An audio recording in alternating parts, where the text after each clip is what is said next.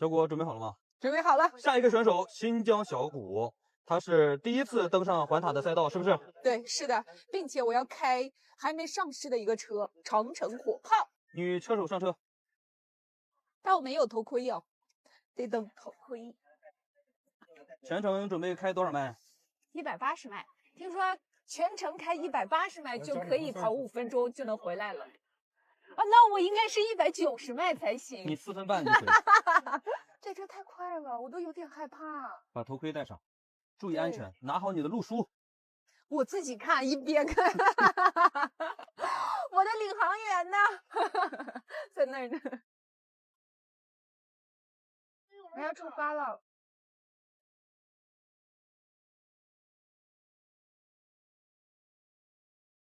对。伍兹多。麦麦提。爸爸的爸爸叫什么？爸爸的爸爸叫爷爷。爸爸的妈妈叫什么？爸爸的妈妈叫奶奶。爸爸的哥哥叫什么？爸爸的哥哥叫伯伯。刚刚体验了长城炮，动力太足了。稍后我们就要体验 V6 火炮，听说它跑得更快，我应该是开 V6 火炮的第一个女选手吧。走。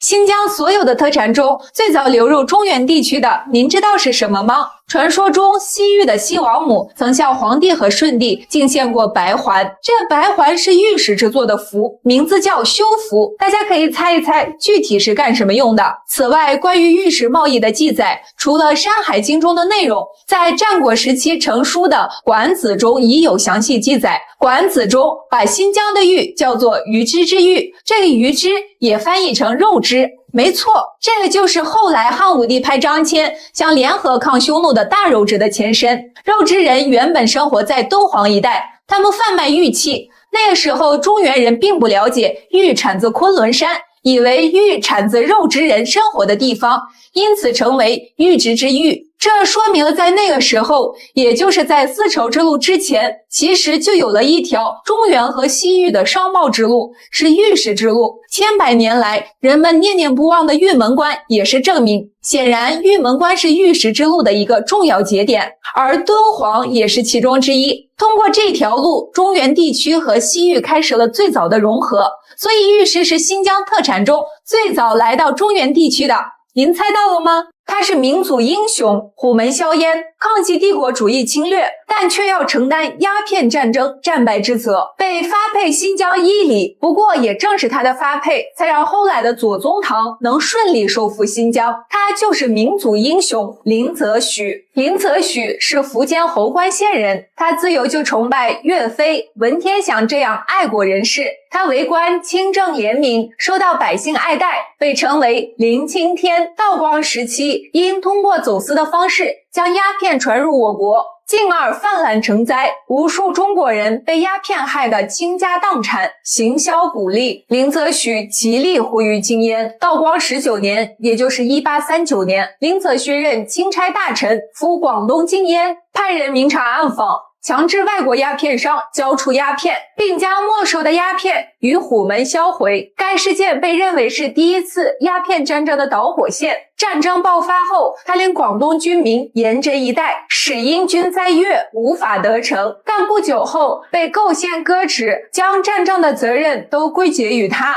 随后被发配到新疆伊犁。林则徐在新疆期间进行了大量的实地考察，行走数万里，发现了外部势力对该地区早有图谋。他此时就有了加强塞防的国防思想，并亲手绘制了新疆地图。1845年，林则徐再获其用，回到北京。1849年，他因病卸任回乡，途经长沙，在湘江之畔，与壮志未酬的左宗棠彻夜长谈，将大量新疆资料以及手绘地图交予左宗棠，并说道：“西丁新疆，舍君莫属。”这段历史被称为湘江夜话。后来左宗棠不负所托，在30年后拿着这张地图收复了166万平方公里的新疆。应该大多数人吃核桃都把这个东西给扔了，但其实这可是一个宝贝，这叫分心木，可以用来泡茶喝。这个分心木市面上还有专门卖的。现在新疆阿苏的185纸皮核桃上市了，这185到底是什么意思？纸皮核桃又是怎么定义的呢？关注我给你讲一讲。所谓的纸皮核桃，就是形容核桃皮像纸一样薄。其实真正的辨别标准就是不使用工具，徒手能不能捏开？这是谁的狮子头？这个才对。大部分能徒手捏开的就是纸皮核桃，如果都需要工具才能打开，那就不算纸皮了。这185到底是什么意思？实际上它就是培育出来的一个新品种，个大壳薄含有量高的纸皮核桃，在当初育种时候的标号是185，因此被称为185纸皮核桃。很多农作物的种子都是类似这样命名的，您都知道哪些呢？看，这个就是核桃成熟的样子啦。新疆的纸皮核桃是核桃中的天花板，主要是因为新疆独特的自然条件，其他地方是没办法媲美的。核桃的营养非常丰富，大家快来吃吧！如果给你1万块钱，您是买和田玉还是翡翠呢？可不能什么都不买哟。今天我们了解一下和田玉到底是怎么形成的。世界上所有的石头只分为3大类：岩浆岩、沉积岩和变质岩。早在46亿年前，地球就是一个滚滚岩浆覆盖的球体。随着数亿年的演变，岩浆逐步冷却成地壳，岩浆变为岩石，这就是岩浆岩。岩浆岩碎而成沙成土，随着地球的自转和分化，逐步形成了沉积岩，就像这样一层一层的。而和田玉是第3种变质岩。变质岩是由岩浆岩或沉积岩在火山喷发等高压高温的环境下，化学成分以及结构发生变化而形成的。早在7至8亿年前，新疆南部地区还是一片汪洋大海，在海底存在一种沉积岩层，叫白云石大理岩，这就是和田玉最初的原型。在数亿年前，这片大海的下面涌现出了大量岩浆，这些岩浆悄然地渗透到了白岩石大理岩中，温度到达了一定条件下，岩石的结构发生了奇妙的变化，和田玉就此诞生。但这些还远远不够，此时的和田玉还深埋地下，人们是无法发现的。距今约1000万年前，喜马拉雅造山运动爆发，随着地壳的不断抬升，和田玉终于有了和人类相遇的机会。这个形成的过程条件是非常苛刻的，而且也需要很久很久的时间。在数十亿年的变化中，地球上形成了多种变质岩，但是这么多种类的变质岩，其成分、结构、硬度、样貌都是不同的。玉石是自古以来都备受人们青睐的，在全国有20几个产玉地。昆仑山所产的和田玉，无论是从玉质硬度、洁白度、细腻性、油脂光泽度，都是最优秀的。您喜欢和田玉吗？仅凭2条腿徒步5000多公里，从新疆到北京，到底是什么体验？他叫阿布，一人一车一条狗。从喀什出发，徒步280天，9个多月抵达北京。今天让我们认识一下徒步阿布。大家好，我就是那个新疆喀什徒步到北京的阿布。阿布，我替大家问几个问题。第一个问题就是你为什么会选择徒步到北京？我就是从小就是特别向往祖国的首都北京，徒步也是我的爱好。我们新疆人民也是对祖国的首都北京特别向往，特别想来一趟天安门广场看一次升国旗仪式。我就打算徒步到北京，把家乡人民的对祖国大好和乡的一份心意传递给大家。阿布，你在徒步的过程中有没有特别想放弃的时候呢？想放弃的时候也有过，就是走在沙漠边上，有些时候那个沙尘暴让人特别难受，再加上有时候特别冷，我都想过好几次放弃，就是刮风刮的坏了2个帐篷。但是我的爸爸妈妈对我的支持，还有为我喊加油，再加上我们家乡人民的对我的祝福，就是我最大的动力。你来到北京以后有什么感想呢？感想的话特别深，第一次来到北京，自己也很开心，也算是完成了我20的梦想。然后就是北京这个城市特别大，而且特别漂亮。就是前几天我去天安门广场看升国旗仪式，我还去了长城。以前我在视频里面也看过，但是我自己徒步到北京看到的现场特别的震撼，我感觉一切都是很值得。以后你有什么打算，或者是有什么计划呢？计划还是有的，我想的是明年还得出去走一走其他的地方。这个冬天吧，想回家休整一段时间，照顾一下我的爸爸妈妈，尽我所能为家乡做一些贡献，把家乡的风景、特产、美食展示给大家。我第一次看到你的视频的时候，你正在准备徒步到北京，正在焊你的那个小车。对，当时我特别担心，我也不是很支持，因为你路途那么远，你一个人，我很担心你的人身安全。但你今天来到了北京，我发自内心的替你高兴。在后面的路上，第一要注意安全。然后以后的路上，我希望你能坚持下去，我们一起要加油，加油，加油！不妥协，直到变老。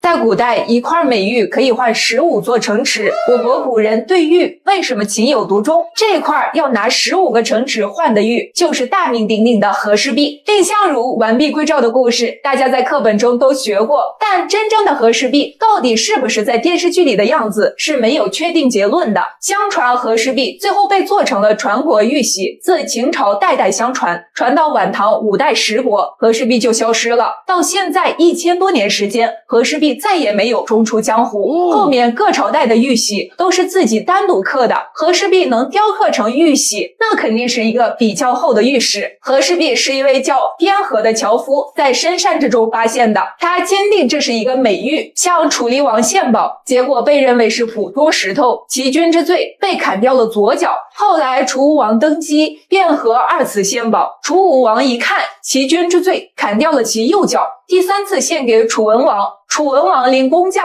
抛开石头，结果真是宝玉。我也是纳闷，前2次为什么不切一下呢？这块玉石最终被命名为和氏璧，成了楚国的国宝，后又辗转来到了赵国，才有了完璧归赵的故事。和氏璧深远地影响着中国的玉文化，让玉成了权力的象征，王字多一点就是玉。那么玉璧到底是做什么用的？真相可能让您意想不到。在新疆出土了大量玉璧，看这件是不是和和氏璧很像？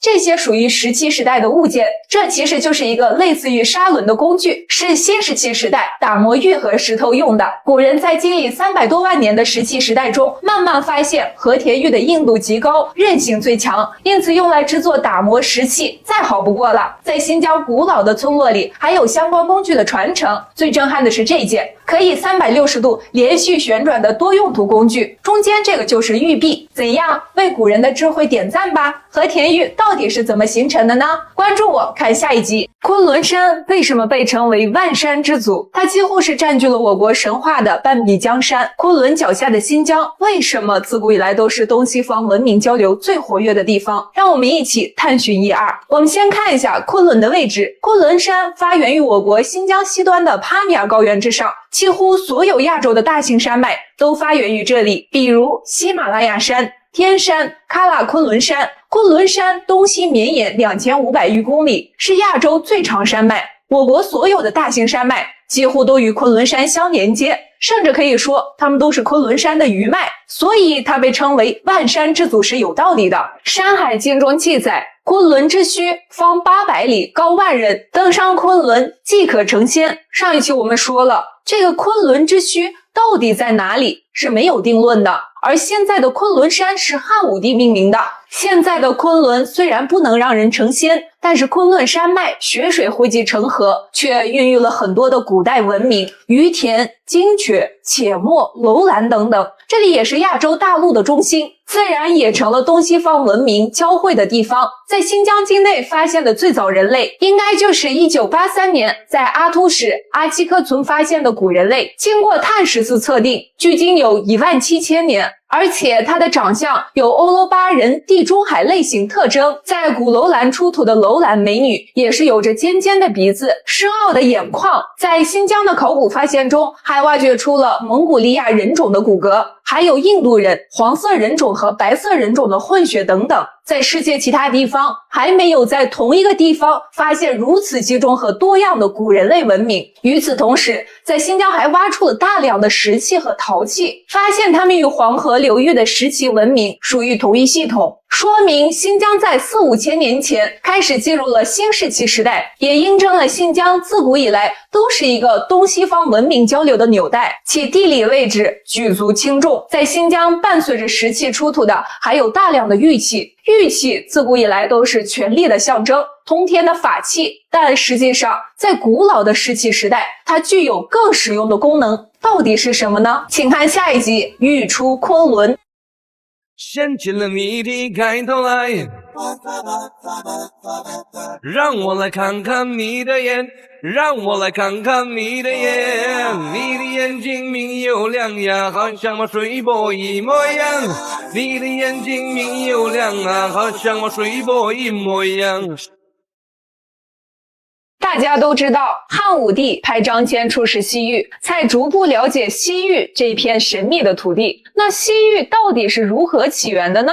据说和一个神秘的女人有关。今天我们刨根问底的了解一下，故事要从很久很久以前讲起。在母系氏族社会，一位女神主宰着昆仑山，这里也被称为女儿国。在我国历史记载中，西域有2个女儿国。有一种说法，主宰女儿国的人就是神话传说中的西王母。西王母住在昆仑山，最早的形象是人的样子，但有一条豹子一样的长尾巴，长着老虎的牙齿，和我们在电视剧里面看的可不太一样。《山海经》中记载，西王母住在昆仑之丘，但这里的昆仑和现在的新疆昆仑山并不一样。这是传说中的仙山，现在的昆仑山是汉武帝根据了解到的西域传说而命名的。但张骞出使西域，并没有见到传说中的西王母。不过，西王母的故事却逐步走进了中原地区，她的形象也越来越具体。有人认为西王母是玉皇大帝的妻子，这是没有根据的。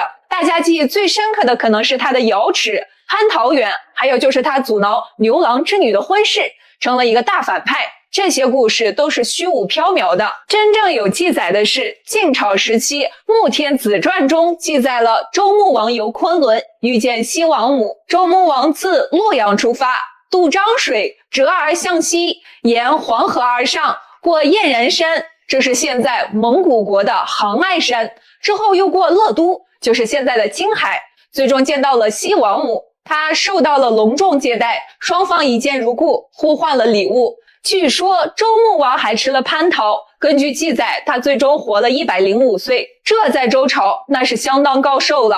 西王母的故事是西域文明的源头，这个源头到底是虚无的还是真实的，我们说不清楚。但是在新疆的考古发现，又让一切披上了一层神秘的面纱。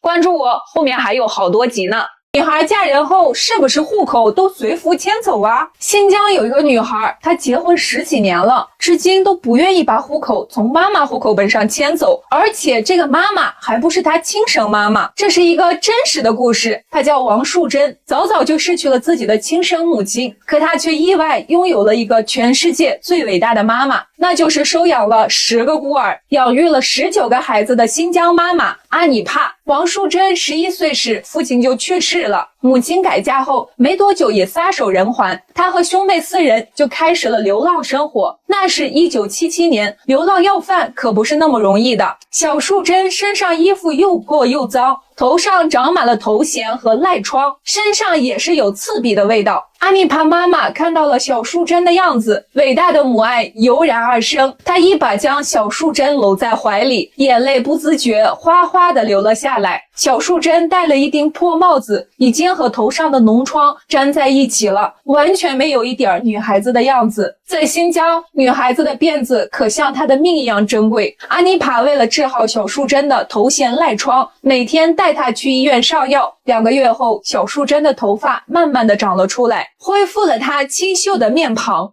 头发长出来了，孩子，我真的长出来了。后来，阿米爬妈妈收养了小树珍，同时也收养了她其他3个兄弟姐妹。阿米爬妈妈给了小树珍一个温暖的家，也给了她伟大的爱。至今，王树珍还依然留着过膝的长发。她说，这是妈妈给她的青丝，更是这份博大母爱的见证。结婚10几年，她始终不愿意把户口迁走。她说，她不想离开这个大家庭，在妈妈这里，我哭了。在妈妈这里能待多久就待多久。国家正在秘密培养一批高精尖人才，看这一批是南极科考队潜力队员，这个是全新的鬼步舞者，这个是潜雪运动员，这一批是预备役，个个都是当班长的好苗子。从这2天看来，东北的雪已经封了，这像自然灾害似的下雪，让人有点服啊。新疆的雪相对温和，但有些地方也是从每年10月到第2年5月，整整7个月被白雪覆盖的。今天我们说几件下雪天一定要注意的事儿，关键时刻能保命。第一，如果是大雪天，家人出去应酬，一定要盯着他回到家才能睡，不然有可能人第2天就成冰雕了，这可不是开玩笑。第二，大雪过后，走路要远离建筑物，很多房檐上是有凶器的，这冰锥很锋利，就算没有冰锥，遇到房顶的雪崩也是常事儿。第三，旗杆可不是甜的，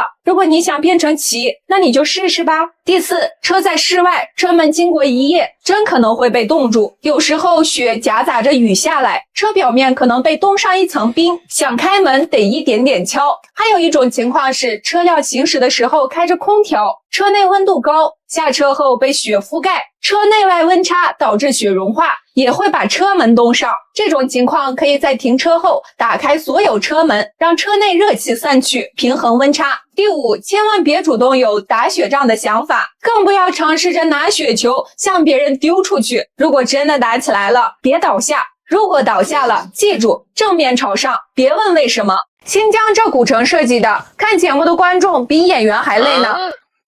大家好，我是新疆小谷，很荣幸应新华社邀请担任修我中国栏目体验官。今天让我们一起去看一个独特的古城——塔前城。西安的大唐不夜城能让你重温盛唐风采，而新疆的塔前城能让你领略大汉雄风。但有一个问题就是，这里是沉浸式演出，太费观众了，大家需要一边看一边跟着演员跑，6场演出环环相扣，穿插在古城各个角落，持续2个多小时，能让你不知不觉跟着跑上3-5公里。这里演员好几百人，置身其中，瞬间有些恍惚，仿佛穿越到西域。胡姬，舞得再快些！胡姬，舞得再快些！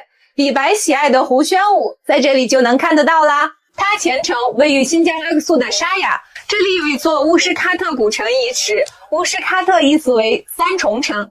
经过考证，乌什喀特古城也就是公元91年西域小霸王班超任职的西域杜护府所在地。班超来到西域后，帮助西域各城邦稳定混乱局势，带领民众屯田拓荒，奉行百业，恢复了东汉中央政府对西域的管理。他仅凭36人收复西域50国，靠的不是杀戮，而是仁政。塔前古城正是沿着班超将军西征的故事，印迁西域，书写丝路华章。现在的塔前城总建筑面积34000平方米，今年10月正式开放。这里的演员小姐姐可好看了，国王很霸气，王子也很帅，跟着跑3公里也值了。大家有机会来新疆，不能错过这梦回秋瓷的机会。当然来了沙雅，可不能只去塔前城，全世界最大的原生态胡杨林也在这里。吃着阿克苏冰糖心苹果逛胡杨林，别提多美了。他本是名门之后，一位书生，却只带了36人横扫西域50国。他为何投笔从戎，又是如何创下这丰功伟绩？今天让我们了解一下西域小霸王班超的传奇一生。班超的父亲班彪、哥哥班固、妹妹班昭都是著名的史学家。我国的第一部纪传体断代史《汉书》就是其哥哥所著，妹妹补写。而班超虽然胸怀大志，但一直未能施展，30多岁还只做文书抄写工作。后来他有机会随杜固将军出征，才显现了他与众不同的才能。有人就说了，征战西域打的不就是你们那儿吗？这事儿你怎么看呢？古人云，你说的不对。实际上，一直以来与大汉抗争的是匈奴。王莽篡汉之后，西域诸诸国脱离了中央王朝的管辖，被北匈奴控制。匈奴对西域各地敛税重苛，各国的日子苦不堪言。在很长一段历史长河中，西域一些属国是在夹缝中求生存。列入著名的楼兰，文人墨客对其口诛笔伐，将军战士更是不破楼兰终不还。主要是因为楼兰两面三刀，立场不坚定。说回班超，他出使西域的第一站就是来到了鄯善，现在新疆罗布泊西南一带，楼兰就是这里了。在鄯善的这一站，让班超一举成名。刚到鄯善时，鄯善王对班超团队嘘寒问暖，礼敬备至。可随着匈奴团队的到来，鄯善王态度大变。班超察觉到其中的含义，当即决定一不做二不休，计划将匈奴团队灭了再说。但双方人数差距较大，班超团队共计36人，而匈奴团队有100多人，这正是体现班超有勇有谋之时。他先是激励团队，接着酒劲儿给大家一人扎了一针鸡血，后是明确分工，出其不意，亲自带队全歼匈奴100多人。第二天，鄯善王一出门看傻了，默默地问一句：“我说我没参加这事，匈奴信不？”经此一战，班超升至军司马，继续向西而行。3年时间收复于田和疏勒，又用后半生30年时间陆续收复了西域40余国。这是时隔60年之后，大汉再次恢复对西域的统治。班超因此被封为丁原侯，他实现了汉武帝都没实现的端匈奴之弊、张中国之业的梦想。来看这个视频，一个彪形大汉正把一个小朋友捆绑在一个窄床上，小朋友不光没有怕意，还笑呢。原来这是爸爸妈妈正哄一个小朋友睡觉。这个评论区那是一片声讨，到底是什么人才用这样的方式哄小孩呢？说到这儿，我就不得不拿出这个给大家看了。看，猜猜这是什么？中间还有一个洞。来，再看看这一对，猜猜这又是什么？注意啦！来新疆的朋友，千万别把这个当成烟袋锅买回去。我要说这个和上面那个带动的小床是一套，配合使用的。仔细想想，是不是就能猜个大概了？这个床就是维吾尔传统的婴儿床，这2个小配件，一个是男孩，一个是女孩，大家知道了吧？来，请看正确的操作方法。小床下面是有圆弧的，可以摇摆，小洞下面可以放一个小桶，通过小工具就可以起到引流入桶的作用了，这样就不需要尿不湿了。宝宝也能睡得更踏实。为了小宝宝睡得更舒服，要在上面铺一个带动的褥子，然后把小宝宝放床上，再绑上比较宽的绑带，哄小宝宝睡觉。这个是小宝宝40天的时候才会使用，还会举行摇篮礼。我小时候就是这样被绑着咬大的。目前来看，身心健康，现在也还有人在使用。有人认为这样宝宝会很难受，而且有些心理学者认为这样会让宝宝在潜意识里压制自己的个性，但也有人认为这样会让宝宝包裹紧实，睡觉不容易受到惊吓，还能解放妈妈。曾仕强教授曾说过，中国的小孩一出生就把他包得紧紧的，西方的小孩一出生就给他穿得宽松宽松。哪个对？中国人对。我们一来就把他包起来，包起来，还用绳子扎起来。小孩要动啊，要动他就要出力啊，他从小就要奋斗啊，然后他斗志就很强。大家怎么看这个问题呢？但注意了，不管什么观点，要尊重每个人的习俗，可别太激动哦。大阪城不仅有大又圆的西瓜和大辫子的姑娘，还有中国第一个大型风电场。这里风能的年蕴藏量251千瓦时，如果全部转换为电能，可以点亮全世界30分钟。这里就是新疆乌鲁木齐大阪城风区，每年6级大风的天气有200多天，可安装风机面积1500平方公里。1989年10月，丹麦赠送风机并网发电，中国第一个大型风电场在大阪城诞生。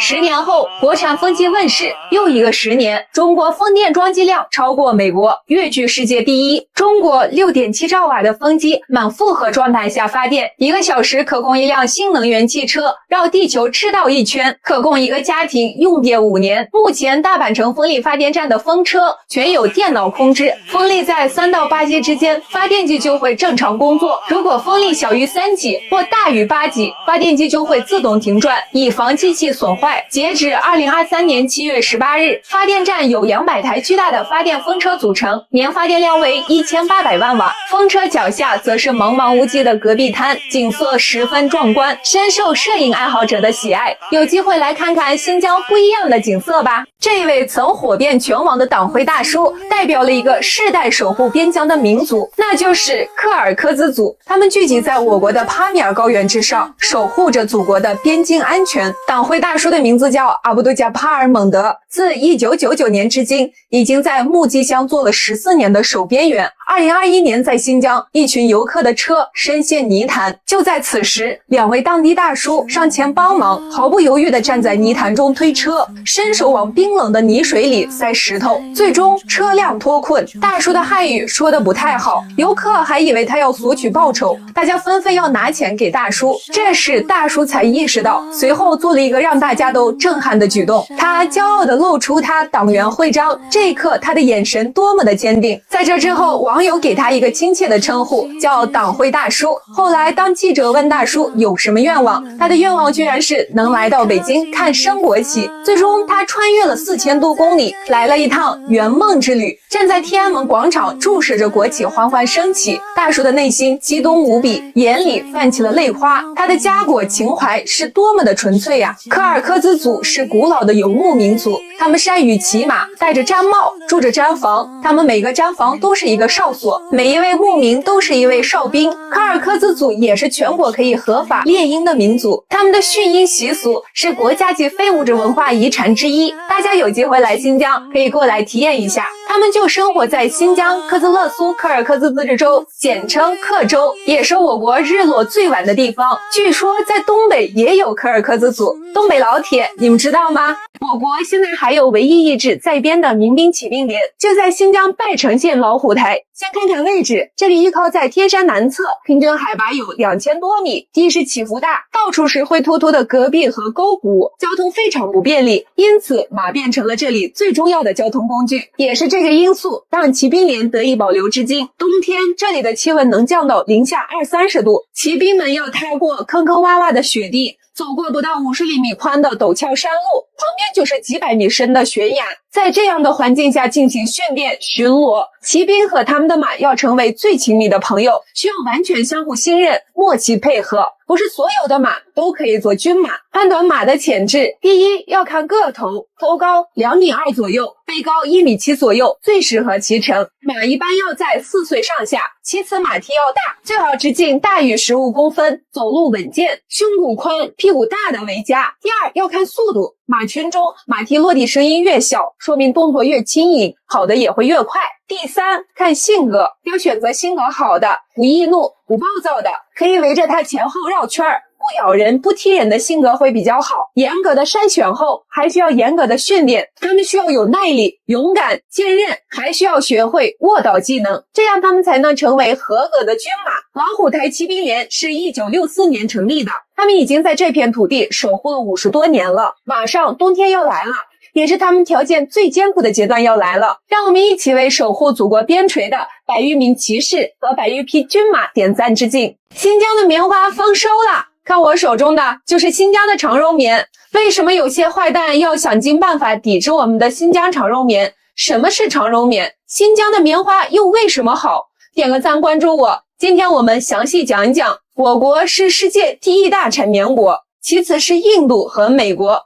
注意啦，这美国是世界第1棉花出口国。由于新疆棉花近些年产量越来越高，品质越来越好，有人就坐不住了，总觉得损人就能利己，因此就无所不用其极，开始编鬼故事，说什么强迫劳动。土啊，我们小时候集体去地里采棉花是最开心的事儿，这理由还有人信。古人云，你快长一点脑子吧。新疆长绒棉因纤维较长而得名，其纤维长度一般大于33毫米，最长可以达到60到70毫米，是普通棉花的1.5倍。长绒棉制品的特点是柔软舒适，透气性好，保暖性好，安全健康。棉花是喜光植物的典型代表，而新疆日照时间充足，产量高，占全国棉花产量的90%。棉花的采摘期只有40天左右，每年9月到10月期间，如果不及时采摘，就会出现棉桃落地的情况。以前都是人工采摘，由于新疆地多人少，就会出现幸福的烦恼，人手不够用。现在采棉机已经普及，看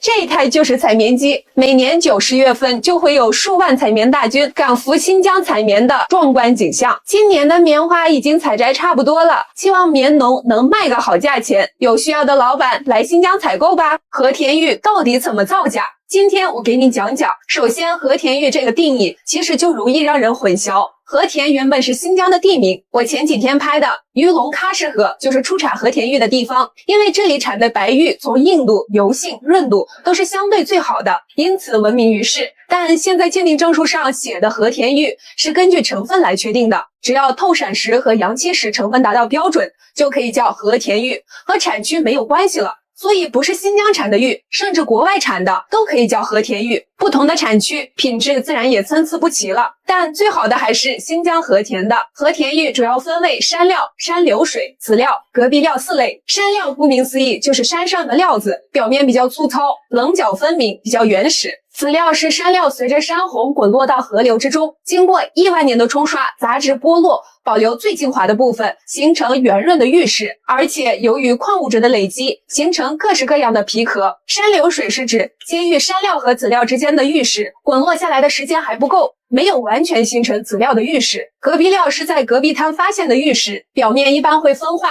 这里面籽料最为难得，也是最贵的。因此和田玉最常见的造假之一就是做假籽料，用一些其他区域的料子，通过搅拌机人工模仿大自然河水冲刷，模仿籽料的形状，再人工上色，模仿籽料皮色，高价销售。第二种作假就是产区的混淆，就是俄罗斯、韩国或者其他区域的料子假冒是新疆产的，高价销售，这种很常见。因为消费者一般情况下根本看不出来，这种都算是有一点良心的骗子。第三种是成分造假，拿非和田玉冒充和田玉，成分都不对。这种玉一般成本极低，但是卖几百上千，如果不专业的鉴定，一般人是看不出来，这是最恶劣的。你还知道其他的造假方式吗？可以分享到评论区里面。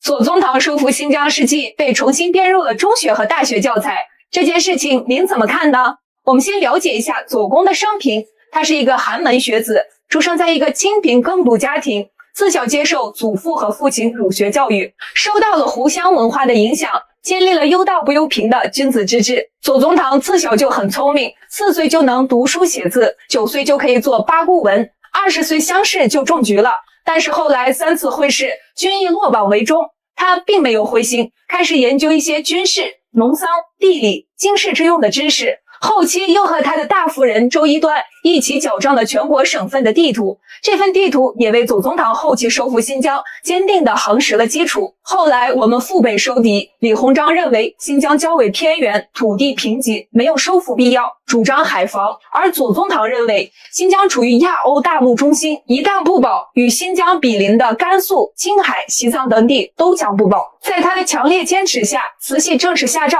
左宗棠挂帅西征，但风雨飘摇的清廷只能拿得出500万两白银，最终还是左宗棠找了红丁商人胡雪岩，向国外银行借了1870万两白银支持西征军。左宗棠抬棺出征，势如破竹，短短几年就解决了新疆的问题，保全了祖国大部分的领土完整。左宗棠最后殉职在福州地区，梁启超评价左公乃500年第一伟人。自古以来，每当危急关头，总有人挺身而出，赴汤蹈火舍身死，力挽狂澜守江山。他们是真正的人民英雄，值得我们世代敬仰。在新疆有一个左宗棠纪念馆，位于新疆古生态园中，大家有机会可以来看看。在左宗棠收复新疆过程中，还有一位英雄人物起到了关键作用，那就是林则徐。关注我，后期给你详细讲一讲。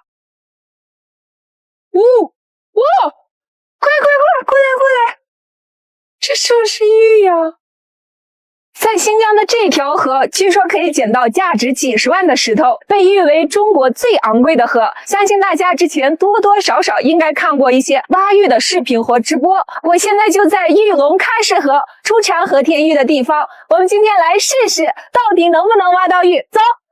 玉龙喀什河也叫白玉河，起源于昆仑山脉。冰山雪水融化形成，玉是经过亿万年的河道冲刷才形成的，所以它是一个相对有限的资源。中国人自古以来都是对玉情有独钟，叫君子得如玉，讲做人要像玉石一样温润、谦虚、内秀。还有大学中有一句话叫“有匪君子，如切如磋，如琢如磨”。讲人要想成器，就要像玉石一样雕琢自己，修炼自己。哎，看这儿。这应该是羊角，这也带回去，揣不进去。快来！这是不是玉？我真的挖到了！哎，快看，这还是雕刻好的，我连工钱都省了，这穿链子的孔都现成的，省不少钱。再挖挖看还有什么？这书我都挖出来了，又剩200。其实这条河道已经被大型挖掘机翻过很多遍，你说真正挖到玉的可能性大不大呢？还有就是真正的和田玉其实是蕴藏在古河道之中，大部分和田玉矿随着地形变化，现在其实是在山上，每年可能随着洪水冲下来一些，但也不太多，因此在现在的河道中能不能找到玉，全靠运气啦。这是我教新疆舞的学员里最有天赋的、最帅的，也是学得最好的2位，快看他们是谁。欢迎伟伟哥跟杨鑫哥来到我们美丽的喀什。既然你们来了我们的美丽的喀什，就得学一学我们的技能。好，技能，什么技能？是我们的民族舞蹈。好的。easy， 没问题是吧？看我的动作，看你的动作，来，看我的动作啊！这是有一个口诀的。口诀。对，追女生的，敬礼，敬完礼以后就说我有房子。我有房子。对，我有房子以后呢，然后第2个动作是这个吗？这是我有车子。我有车子。对，然后你们看这是啥？这是我之前。对，我有钱，我有票子。对，票子以后呢，再这样就我这是我的真诚。这个什么意思？我有腰子。差不多就是这意思。这叫什么？来1、2、3、4、5、6、7、8、1、2、3、4、5、6、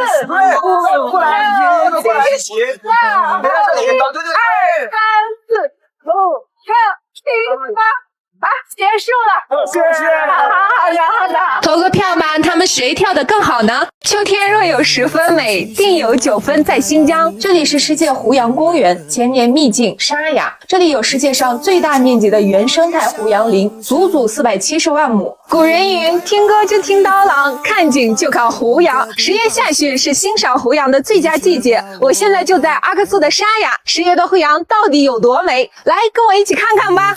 行走在胡杨林中，仿佛在欣赏一部穿越千年的史诗。苍枯的皮肤之下是源源不断的生机，水胡杨也是同样的震撼。胡杨的生命力极强，它可以让茫茫大漠充满生机，这就是它最大的特性。耐盐碱，顶风沙，无惧酷暑，不怕严寒，在这广阔的天地间顶天立地，自由生长。你猜猜这个胡杨多少岁了？2个我都抱不起来。这个是什么？谁知道呢？这里是死后的胡杨，千年不倒，倒后千年不朽，这就是不屈不挠的胡杨精神。这就是喝着塔里木河水长大的洋娃子烤的羊肉串，这是中国最好吃的羊肉之一。胡杨木炭火烤制。到新疆，大家听到的这个洋娃子就是小羊羔的意思。每年10月，沙雅会举行规模浩大的胡杨节，同时在这里还会开展汽车拉力越野、户外露营、风情歌舞、篝火晚会等活动。这里不光风景优美，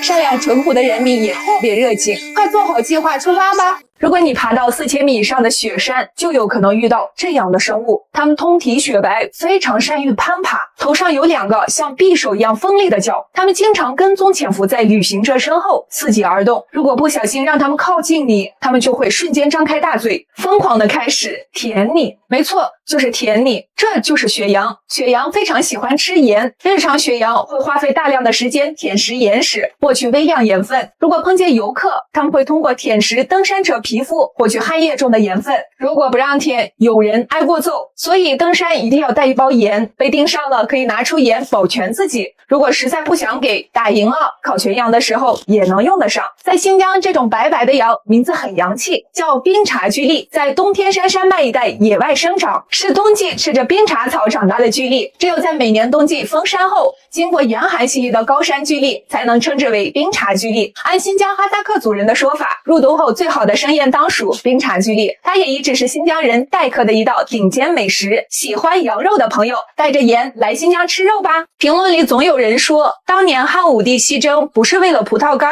当然不是为了葡萄干，而真正的原因之一是为了得到天马。公元前115年，张骞出使西域的早空之旅，将葡萄、苜蓿、石榴、胡马带回了中原，是大汉第一次见识到新奇的西方物种。而几年后，汗血宝马的到来进一步刺激了汉武帝相信遥望的决心。公元前113年秋天，一位名叫鲍里长的敦煌囚徒在当地捕获了一匹汗血马献给汉武帝。得到宝马的武帝心气若狂，因为他2年前就听张骞说过西域多善马，马汗血。没想到今天目睹了这样的神物，一下子武帝积压已久的情绪倾泻而出，他兴起地称眼前这匹宝马为天马。为了得到更多的天马，武帝不久便派出了100人使团，带了大量的礼物以及一具用黄金打造的马模，远赴大渊国，希望能换来汗血马。然而出乎意料的是，他们的国王回绝了汉使要求。更加不幸的是，使团还没走出大渊，就遭受了劫掠，不仅使者被杀，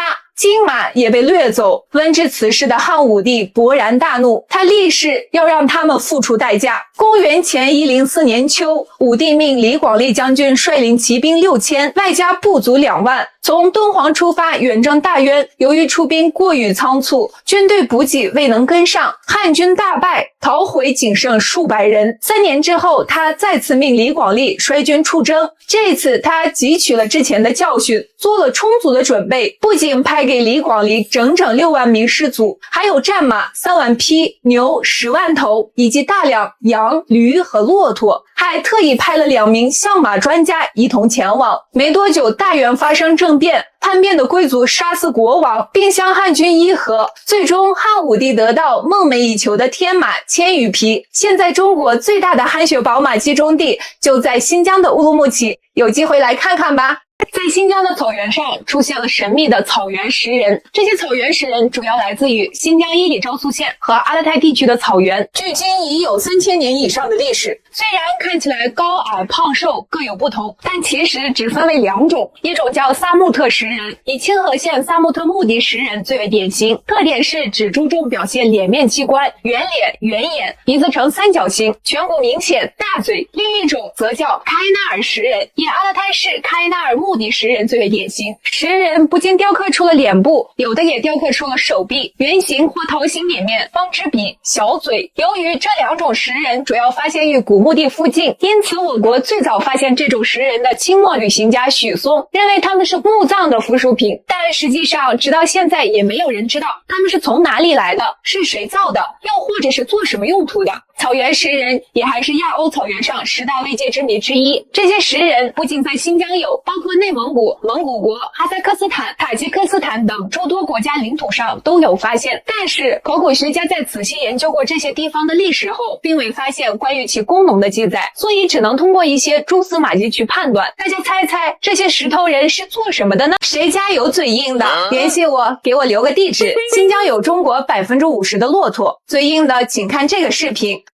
这个骆驼嘴里吃的就是骆驼刺，骆驼除了吃这个，还吃仙人掌，嚼的可香了。这视频看的是不是呲牙咧嘴的？有人就问了，骆驼吃这些不扎嘴吗？点个赞关注我给你讲讲关于骆驼的冷知识。由于沙漠中植物稀少，骆驼不得不吃这些沙漠里面为数不多的植物。经过长时间的进化，最终骆驼的嘴唇和舌头都皮糙肉厚，口腔内壁还分布了很多肉刺，而且已经角质化，非常坚硬，可以梳理植物上的尖刺。此外，骆驼有3个胃，一个用于存水，一个用于存食物，另一个用于消化。骆驼刺会在存食物的胃里被软化，因此骆驼能游刃有余地吃掉它们。骆驼的基数单位不是只，也不是匹，而是峰。据统计，新疆大概有22万峰骆驼，是全国骆驼最多的地方。骆驼还分为双峰和单峰，一个驼峰的叫单峰驼，2个的叫双峰驼。我国常见的是双峰驼。骆驼的驼峰里面不是水，而是脂肪，因此双峰驼更耐旱，更适合沙漠长途跋涉，而单峰驼腿长，跑得更快。骆驼奶相对于牛奶、羊奶营养价值会更高，而且产量少，因此价格也会更高，这就导致市面上五花八门，啥样的驼奶都出现了。前段时间被打假驼奶粉的某大 V 也不知道最终结果是怎么样。最后看看骆驼嘴里吐出来的这个，可不是它的舌头啊！有人知道它是什么吗？你们有没有看过这样的眉毛？是不是很好奇为什么有的新疆太丑了？是不是很好奇为什么有的新疆姑娘眉毛会连在一起？其实这就和我们的一个习惯有关系。新疆妈妈为了让女儿眉毛更为浓密，刚出生的宝宝很小的时候就会给她涂抹奥斯曼草，在涂抹过程中就会把2个眉毛连在一起。这个本身是液体的，它就可以在我们的眉毛中间流来流去。我们有这样一个说法，眉毛离得越近，女儿嫁人也会离得越近，这就是父母对孩子的不舍之情。因此你就能看得到很多这样效果的眉毛。我还听说过有的地方是女孩用筷子，手离筷子顶端越近，出嫁离家越远。你那里还有什么类似的说法吗？评论区分享一下。这个奥斯曼草不光可以涂抹眉毛，也可以涂抹头发，但要注意，一定是有毛囊才行。如果涂得比较彻底，那就放弃吧。而且这个需要长时间使用，得坚持。具体有没有科学依据，这个不能给出一定的回答，但我们确实从小就用，我用的是草脂。前段时间一直有人私信让我帮忙买，有需要的来我评论区置顶链接看看吧。大家不要再争了。为了弄清楚新疆的三文鱼到底是什么鱼，到底能不能生吃，我特意开了15个小时的车，跑了一趟伊犁的尼勒克，弄清楚到底是怎么回事。第一个关键问题就是新疆养的三文鱼到底是什么鱼？答案是三杯体虹鳟鱼。这个三杯体虹鳟鱼和银鳟、大西洋龟、王龟都属于龟科鱼类，而且国际机构 FAO 也将上述4类归为三文鱼。其实我觉得到底叫什么名字并不关键，核心还是是否有寄生虫，能不能生吃，营养成分怎么样。尼勒克的养殖基地是天山脚下，冰川雪水汇集成喀什河，水是可以达到饮用级别的，水质是绝对没问题的。另外水温冷凉，富含溶解氧，水深100米，适合三文鱼的生长。还有就是尼勒克养殖基地周边甚至没有化工企业，养殖基地附近都没有牧场，可以说没有任何污染源。明确一下，这里是淡水养殖，并不是人工调配海水养殖的。新疆人工调配海水养殖的是南美白对虾以及其他海鲜，水源没问题了，养殖过程也是非常科学的，从小鱼苗到成品鱼需要3年的时间，养殖密度低，鱼也非常活跃，而且鱼的加工环节我也看了，更为震撼，完全无菌化操作。不管进去工作还是参观，都需要换好防护服，全身多次消毒，10万级的无菌车间。我以前的观点是不建议生吃的，但后来参观了整个养殖基地后，我开吃了，根本停不下来，是因为我看了这样的环境，这样规范的养殖，觉得完全不用担心。但说回来，能不能生吃得看是谁吃。据我了解，还有一些地方生吃草鱼呢。一个大神说了，只要你刀工好，够锋利，切得快，切得薄，你能把寄生虫切死，这属于胡扯。但是确实不同的人群，不同体质，要有不同的吃法。这三杯体虹鳟鱼营养丰富，吃法可不止生吃这一种哦。新疆人过不过中秋节？我要告诉你一个事实，中国最古老的月饼就是在新疆出土的。这块是距今1400年前的月饼，1972年在新疆吐鲁番阿兹塔纳古墓出土，是唐代的宝相花纹月饼。这个月饼的花纹甚至比现在的月饼还漂亮，可见当时已有了高超的面点制作技艺。这月饼现在收藏于新疆博物馆，是目前考古领域唯一出土的月饼文物。大家猜猜，古人吃的月饼是什么馅儿的呢？经过专家化验，月饼是由小麦粉制成，馅儿是由红枣、核桃、葡萄干和其他果仁等。这不就是五仁月饼吗？你们说这五仁月饼保留至今，是古人愿意吃呢，还是不愿意吃呢？今天就是中秋节了，您吃月饼了吗？月饼像月亮一样，象征着美满团圆。小谷在这里祝大家中秋节笑口开，福气来，人长久，事长圆。新疆有一种老底座川花，国家2级保护植物。前段时间，一位博主在天山拍了一张手持天山雪莲的照片，随后就被热心网友举报了。如果这是真的天山雪莲，那将是3年以上的小房子起步。天山雪莲自古以来都是珍贵的植物，中华9大仙草之一，5到8年生长，一生只开1次花。相传，早在2000年前的西汉时期，张骞从西域返回长安，就带回了由天山雪莲和其他4种果子共同酿造的葡萄酒。汉武帝非常喜欢，并赐名雪莲葡萄酒，此后便成为御用贡酒。这种用天山雪莲酿造的酒至今也有，但据我所知，目前只有新疆才生产，而且产量极少，以前是买不到的。今年8月份，新疆首家天山雪莲体验馆开业，在线下才有少量供应，在新疆也只有来了珍贵的客人才会用它招待，我也就只有1瓶。这款酒它选用的是天山山脉雪线以上的天山雪莲和多种精选药材，再用天山脚下葡萄酿成的原汁为饮而成的，在新疆可以算是一份顶级的礼物。过2天开直播我就送了。天山雪莲其实是新疆的一张名片，很多人都知道武侠小说里面这就是一个神物，谁如果被送走了，一个雪莲就能让他回来，但实际上这是不可能的。不过《本草纲目》中确实也有记载，此物产于极冷之地，乃阴极阳生故也。具体能干啥，大家就自己查查吧。我信心，3山2盆自然美景最强音。我信心，花果飘香，农民伯伯用真心。我信心，云江英雄世代守护立功勋。我信心，欢迎您来载歌载舞我最亲。心总最长日照，心今日已闪耀，心会让你尖叫，心已敞开怀抱。您人生走过最窄的路是什么路呢？新疆有这样一个人，他在仅有5厘米的窄路上走出了奇迹般的人生，那就是被誉为中国高空王子的阿迪力。1997年6月，在没有任何保护的情况下，他曾以13分钟48秒的成绩刷新了高空走索横跨长江3峡的吉尼斯世界纪录。这个画面还谁记得？阿迪力老师是新疆达瓦子艺术的第6代传人。达瓦子是维吾尔音译，翻译过来就是高空走索的意思。这是维吾尔族一项流传1000年的民间体育运动。高空走索难度这么高，又这么危险，那我们进行这项运动的意义又是什么呢？待会儿我要亲自请教一下阿迪力老师。大家好，我是高空王子阿迪力。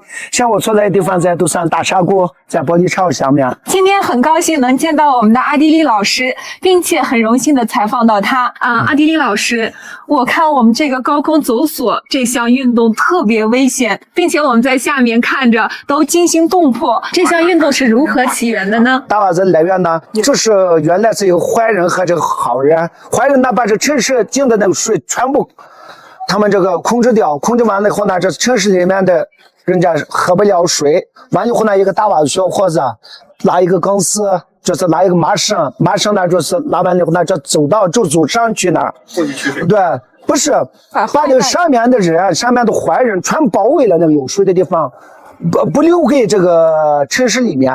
他那就是这个水呢控制起来了，完了以后呢，就是这个大巴呢慢慢的走上去，但是后面的人走上去，把这坏人呢打败掉以后呢，把水呢延到这个城市里面，这样呢，就是人的这个生活着正常了。这样子，它的来源是很有意义的，英雄真的。这好多人知道阿弟弟是这个大袜子的第6代传承人，我的父亲是我们的第5代。我们的第2代呢，在北京的故宫里面给乾隆皇帝表演过这个大袜子。现在北京的故宫里面可以看到我们大袜子的记载，还在北京的故宫里面有。这个呢，我们一代一代传下去，是我们中国的一个传奇，也是中华民族的这个传统艺术能走到现在也400多年的这个历史，是我们家族保留，一代一代传下去。大袜子的这个期待呢，很多人继续关注我们。好的，谢谢。高空走索虽然危险，但它又源于人们战胜邪恶的勇气。其实我们人生面临的很多困难，又何尝不是一次高空走索呢？蹒跚学步的时候总容易跌倒，调皮捣蛋的年纪总容易挨打，步入职场的青春又如履薄冰，有了成就名望就更要谨言慎行。人生如同走钢丝，要千锤百炼，要稳扎稳打，更要懂得平衡。新疆产海鲜了，但是新疆可没有大海，不过新疆却有另一种海，那就是沙海，面积达到33万平方公里的塔克拉玛干沙漠，相当于3个江苏省的面积。在这沙漠之海中行驶的以前是沙漠之舟骆驼，而现在又出现了一条震惊世界的钢铁巨龙，那就是围绕塔克拉玛干沙漠一周的环塔铁路，全程2712公里，比北京到拉萨的直线距离还长。这是世界上首条沙漠铁路环线，我国真不愧被称为基建狂魔。要知道，这沙漠可是流动的，像水一样。塔克拉玛干沙漠每年移动约20米，建设难度最大的河若路段825公里，这里无路、无水、无电、无信号，气候条件恶劣。来，让我们看看建设现场。好嘞，上死啊！好嘞，睡上。就是在这样的情况下，铁路建设者硬生生在沙漠之中打造了一条绿色长廊，825公里，投资了200多个亿，车票却仅需要98块钱，汇集了沿途7个县市，超过100万人口，让他们可以坐上火车走出去看看。我相信，只有在我国才会建出这样不计回报的工程。以后来新疆玩，大家又多了一种出行选择，那就是坐上火车游新疆。你可以从乌鲁木齐出发，向南来到库尔勒吃梨，随后来到库车看胡杨，抵达阿克苏吃苹果，再向南来到喀什，可以在这里玩上几天，买点西梅、小花帽，再奔向和田买个手镯，吃烤肉，然后坐上河若铁路来到若羌，买点若羌灰枣，就可以往回走了。哎，这怎么听着像购物的团呢？咱可不是哦。关注我，来新疆，小谷给你做攻略。中国海拔最低的地方居然在新疆，你敢信吗？今天再给大家一个来新疆的理由，那就是来新疆不高反。点个赞，关注我，给您讲讲。在大家影响里，我国地势西高而东低，自然也就认为新疆海拔会高。但实际上，新疆像一个身材曼妙的美女，地形地势是各种曲线。让我们来看看新疆的最北端阿尔泰山脉，位于中蒙俄3国国际上，其最高峰为友谊峰，海拔4374米。很高吧？但是向南这里是种嘎尔盆地，是中国第2大内陆盆地，盆地最低点艾比湖，湖面海拔189米。紧接着来到新疆中段，天山山脉最高峰图马尔峰，海拔7443米，又高了。向南是我国最大的盆地塔里木盆地，最低点罗布泊，海拔780米左右。而新疆的最南端卡拉昆仑山脉巧克力峰也是世界第2高峰，海拔8611米。由北到南，从4000多米到100多米，再到7000多米，再到700多米，再到8000多米。这何止是 S 曲线，这简直是个 W 曲线。而我国的最低点在新疆东部的吐鲁番盆地艾丁湖，注意和刚才那个艾比湖名字很像，但不一样。湖面海拔-154.31米，比海平面低了150多米。我国应该没有比这个更低的了吧？那么问题来了，你的城市海拔多少呢？我国海拔最低的城市又是哪里呢？